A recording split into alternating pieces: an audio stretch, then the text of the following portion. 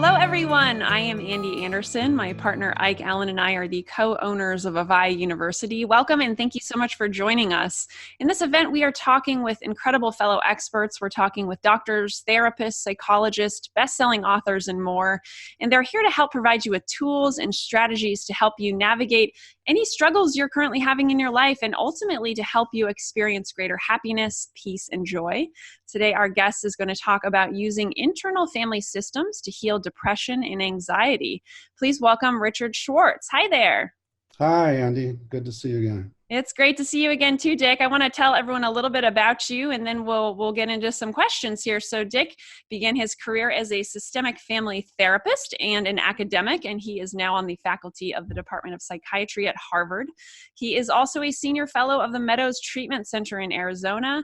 Grounded in systems thinking, Dick developed the Internal Family Systems Model, or IFS, in response to clients' descriptions of the various parts within themselves, which we will discuss here shortly. And in 2000, he founded the Center for Self-Leadership, which offers 3 levels of trainings and workshops for IFS for professionals as well as the general public. And he is a featured speaker for national professional organizations. He has published many books and over 50 articles about IFS. And for those of you who don't know, Dick was also a featured speaker for Avaya University's Healing from Childhood Trauma event, and people just absolutely loved you, so we had to have you back. So let's dive into this topic of IFS and the concept of different parts of ourselves. What are these different parts of ourselves? Well, for me, they're literally little inner personalities that when we talk about thinking, generally we're overhearing a conversation between these different parts of us. And, if you've ever faced a dilemma, it gets writ large because you have one part saying do it, another part saying don't do it, and you're just kind of going back and forth.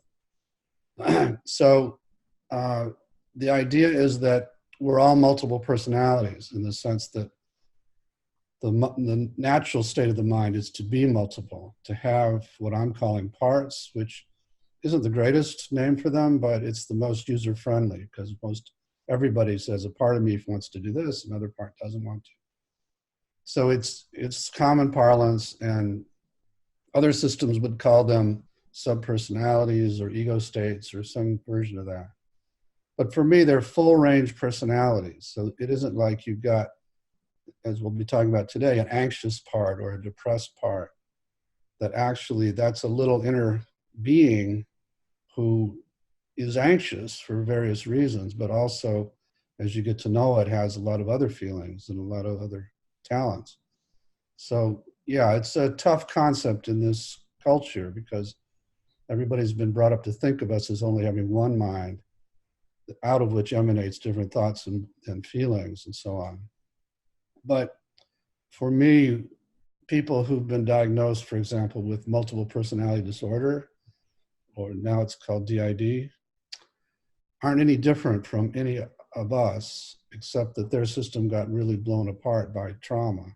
Mm-hmm. But what are called alters in them are basically what I'm calling these parts. And it turns out that it's actually a really good thing that we have them because they all have valuable qualities and that they've been demonized in psychiatry and in the culture. Mm-hmm.